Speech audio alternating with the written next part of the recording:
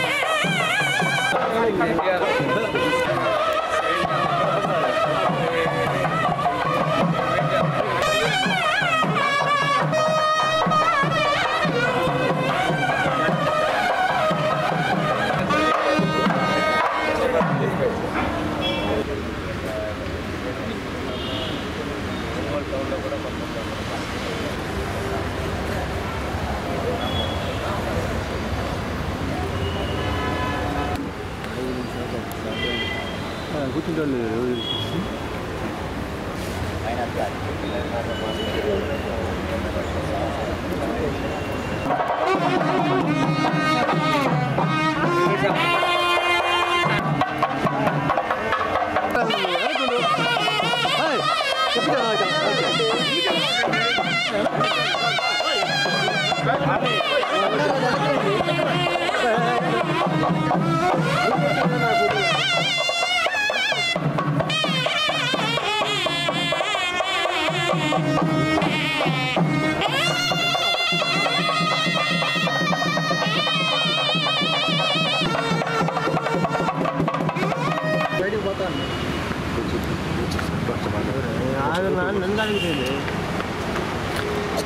నా ఫోటో భాష ఒక్క నుంచి భాష ఈ ఫోటో మా ఫోటో మా వీడియో వద్దా అది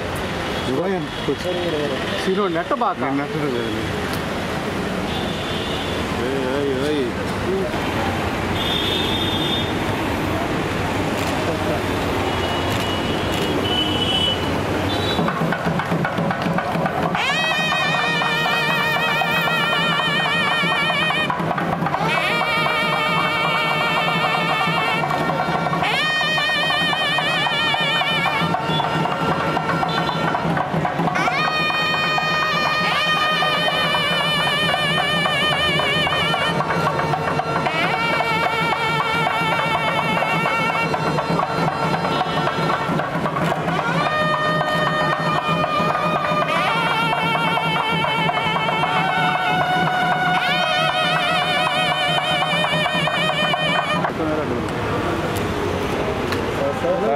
అనపట్లేదు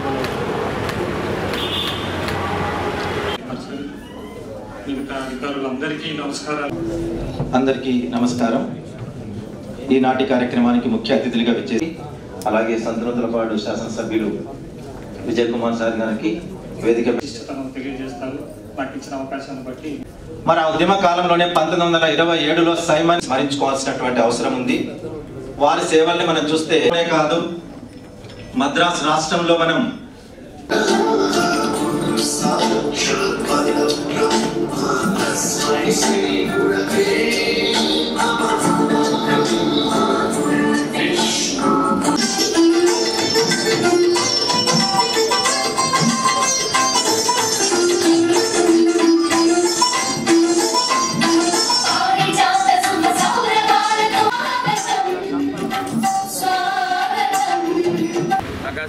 మనం అందరికీ నమస్కారం అండి. ఈరోజు ప్రకాశం జిల్లా 56వ ఆవిర్భావ దినోత్సవాన్ని ప్రకాశం భవన్లో మనం జరుపుకోవడం జరిగింది. ప్రకాశం పంతులు గారి విగ్రహానికి పూలమాలలతో నివాళులు అర్పించడం జరిగింది. ఆ రోజు నెల్లూరులో ఉన్నటువంటి వెనుకబడిన ప్రాంతమైనటువంటి కందుకూరు తాలూకా, గుంటూరులో ఉన్నటువంటి వెనుకబడిన తాలూకా అయినటువంటి ఒంగోలు తాలూకాని, కర్నూలులో ఉన్నటువంటి వెనుకబడిన ప్రాంతం మార్కాపురం తాలూకాతోటి ప్రకాశం జిల్లా ఏర్పాటు జరిగింది. తదనంతరం